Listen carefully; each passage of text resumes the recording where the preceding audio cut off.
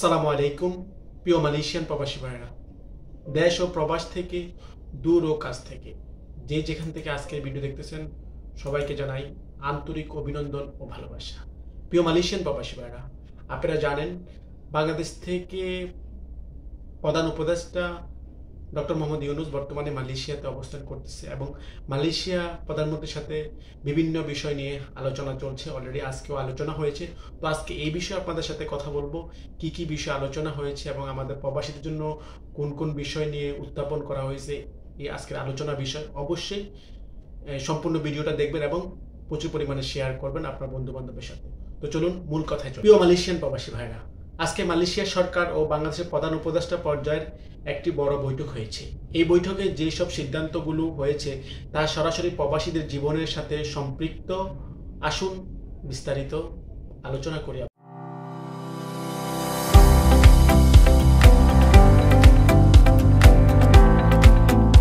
প্রথম বিষয় হচ্ছে বৈধকরণ প্রক্রিয়া। যারা বর্তমানে মালয়েশিয়াতে অবৈধ অভিবাসী আছে, আনডকুমেন্ট প্রবাসী আছে, তাদের বিষয়ে কিন্তু আজকে মালয়েশিয়াতে আলোচনা হয়েছে। প্রধান উপদেষ্টা এবং ডক্টর মোহাম্মদ আনোয়ার ইব্রাহিম স্যারের সাথে আলোচনা হয়েছে।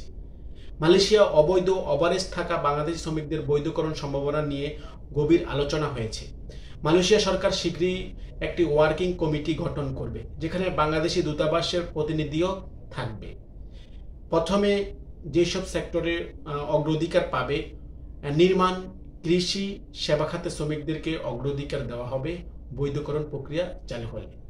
তো যারা অবৈধ আছেন, আপনাদের জন্য হয়তো খুশির সংবাদ হতে পারে যে নতুন করে হয়তো অবৈধদেরকে বৈধকরণ প্রক্রিয়া মালয়েশিয়াতে আবারও চালু হতে পারে। তবে এটা কবে হবে, কবে নাগাদ হবে, এই বিষয়ে কোনো নির্দিষ্ট কোনো তথ্য এখনো মালয়েশিয়া থেকে আপডেট আসে নাই।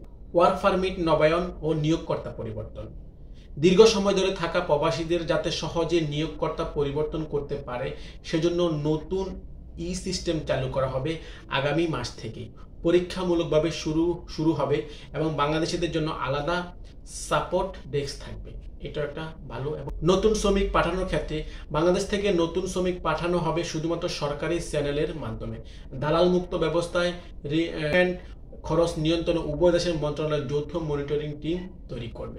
নতুন করে বাংলাদেশ থেকে শ্রমিক আনার ক্ষেত্রে মালয়েশিয়া এবং বাংলাদেশ বিভিন্ন উদ্যোগ গ্রহণ করেছে এবং খুবই মনিটরিং টিমের মাধ্যমে, যৌথ ওয়ার্কিং টিমের মাধ্যমে এই কার্যক্রম পরিচালনা করা হবে।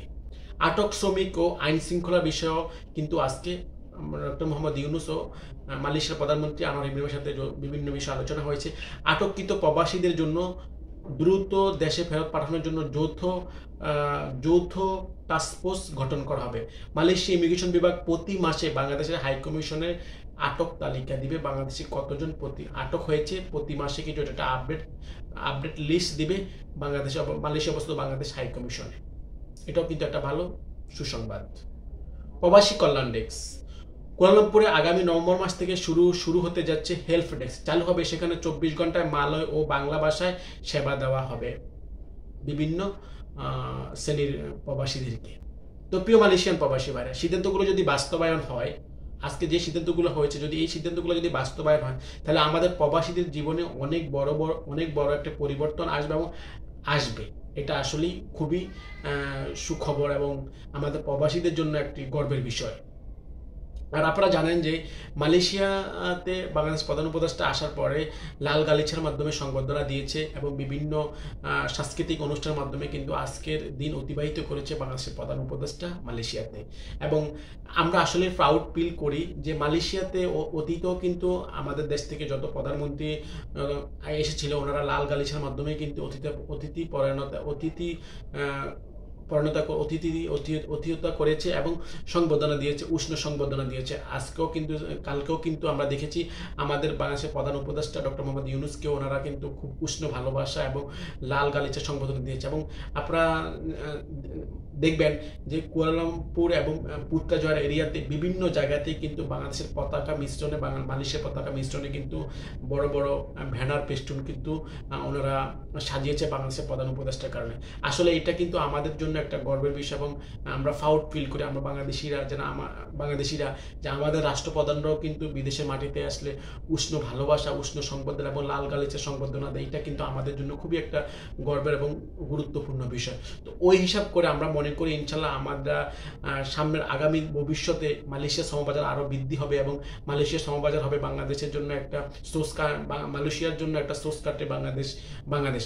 তো সেই দিক ক্ষেত্রে মনে করি আমরা আমাদের প্রবাসীদের জন্য আরও বেটার কিছু বই আনবে এই উষ্ণ ভালোবাসা এবং উষ্ণ সংবর্ধনায়।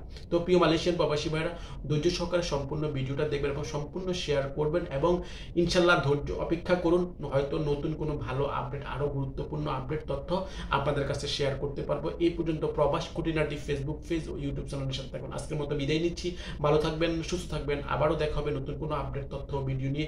এই পর্যন্ত আমাদের সাথে থাকুন। আসসালামু আলাইকুম ওয়া রাহমাতুল্লাহি ওয়া বারাকাতুহু।